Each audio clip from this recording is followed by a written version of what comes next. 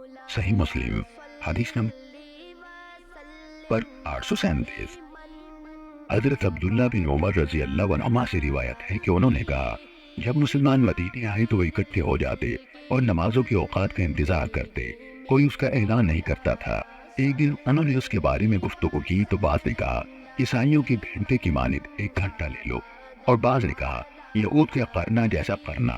البتہ حضرت عمر رضی اللہ عنہ نے کہا تم ایک آدمی کو کیوں نہیں بھیج دیتے جو نماز کا اعلان کرے؟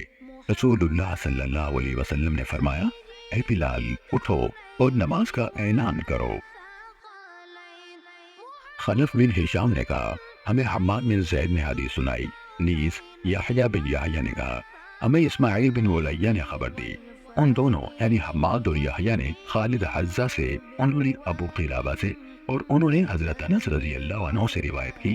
انہوں نے کہا بلال رضی اللہ عنہ کو حکم دیا گیا کہ وہ اذان دہرائیں اور اقامت اکہری کہیں۔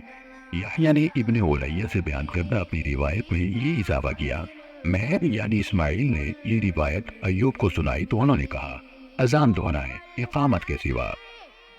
عبد الوہاب ثقفی نے خالد حذا سے باقی ماندہ صاحب کا سند کے ساتھ روایت کی کہ انہوں نے یعنی صحابہ نے اس پر بات کی کہ کسی ایسی چیز کے ذریعے سے نماز کے وقت کی علامت مقرر کریں جس کو لوگ پہچان لیا کریں۔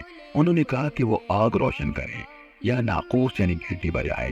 پھر آخر کار بلال رضی اللہ عنہ کو حکم دیا گیا کہ وہ دوہری اذان اور اکہری اقامت کہیں۔